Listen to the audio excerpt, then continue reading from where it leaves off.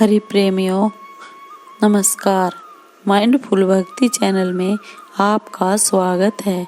हरि प्रेमियों कैसे हैं आप? उम्मीद है आप सब अच्छे होंगे। आइए आज का प्रसंग शुरू करते हैं। हरि प्रेमियों वीडियो को अंत तक जरूर देखना। अगर आप चैनल पर नए हैं तो प्लीज़ सब्सक्राइब करें और बेल आइकॉन जरूर दबाएं ताकि आप तक हमारे सारे नोटिफिकेशन पहुंचते रहे। हरि प्रेमियों आइयो जानते हैं। सुना प्रश्न ऋषियों का और बोले सूत जी ज्ञानी, इस अध्याय में सुनो श्री हरि की वाणी। तीर्थ में दान और व्रत आदि सत्कार करने से मनुष्य के पाप नष्ट हो जाते हैं, परंतु तू तो प्रेत के शरीर में है, अतः उन कर्मों को करने की अधिकारिणी नहीं है।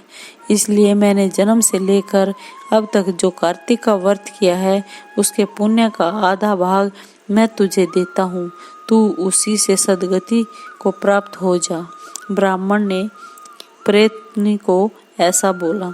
इस प्रकार कहकर धर्मदत्त ने 12 अक्षर मंत्र का श्रवण कराते हुए तुलसी मिश्रित जल से जो ही उसका अभिषेक किया तो ही वह प्रेत योनि से मुक्त हो प्रज्वलित अग्निशिखा के समान तेजस्वनी एवं दिव्य रूप धारिणी हो गई और सौंदर्य में लक्ष्मी जी की समानता करने लगी।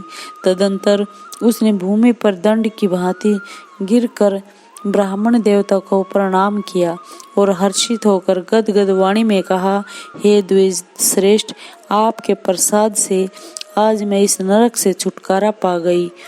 मैं तो पाप के समुद्र में डूब रही थी और आप मेरे लिए नौका के समान हो गए। वह इस प्रकार ब्राह्मण से कह रही थी कि आकाश से एक दिव्य विमान उतरता दिखाई दिया। वह अत्यंत प्रकाशमान एवं विष्णु रूपधारी पार्षदों से युक्त था। विमान के द्वार पर खड़े हुए पुण्यशील और सुशील ने उस देवी को उठाकर श्रेष्ठ विमान पर चढ़ा लिया। तब धर्मदत्त ने बड़े आश्चर्य के साथ उस विमान को देखा और विष्णु रूपधारी पार्षदों को देखकर साष्टांग प्रणाम किया। पुण्यशील और सुशील ने प्रणाम करने वाले ब्राह्मण को उठाया और उसकी सराहना करते हुए कहा, हे द्विज श्रेष्ठ, तुम्हें साधुवाद है, क्योंकि तुम सदैव भगवान विष्णु के भजन में तत्पर रहते हो, दीनों पर दया करते हो, सर्वज्ञ हो तथा भगवान विष्णु के व्रत का पालन करते हो। तुमने बचपन से लेकर अब तक जो कार्तिक व्रत का अनुष्ठान किया है उसके आधे भाग का दान देने से तुम्हें दूना पुण्य प्राप्त हुआ और सैकड़ों जन्मों के पाप नष्ट हो गए। अब यह वैकुंठ धाम में ले जाई जा रही है। तुम भी इस जन्म के अंत में अपनी दोनों स्त्रियों के साथ भगवान विष्णु के वैकुंठ धाम में जाओगे और मुक्ति प्राप्त करोगे। धर्मदत्त, जिन्होंने तुम्हारे समान भक्ति पूर्वक भगवान विष्णु की आराधना की है वे धन्य और कृतकृत्य हैं। इस संसार में उन्हीं का जन्म सफल है। भली भांति आराधना करने पर भगवान विष्णु देहधारी प्राणियों को क्या नहीं देते। उन्होंने ही उत्तानपाद के पुत्र को पूर्व काल में ध्रुव पद पर स्थापित किया था। उनके नामों का स्मरण करने मात्र से समस्त जीव सद्गति को प्राप्त होते हैं। पूर्व काल में ग्रहाग्रस्त गजराज उन्हीं के नामों का स्मरण करने से मुक्त हुआ था।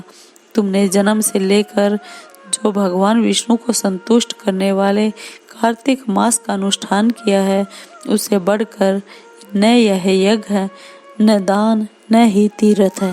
वे प्रवर, तुम धन्य हो, क्योंकि तुमने जगत गुरु भगवान विष्णु को प्रसन्न करने वाला कार्तिक व्रत किया है, जिसके आधे भाग के फल को पाकर यह स्त्री हमारे साथ भगवान लोक में जा रही है।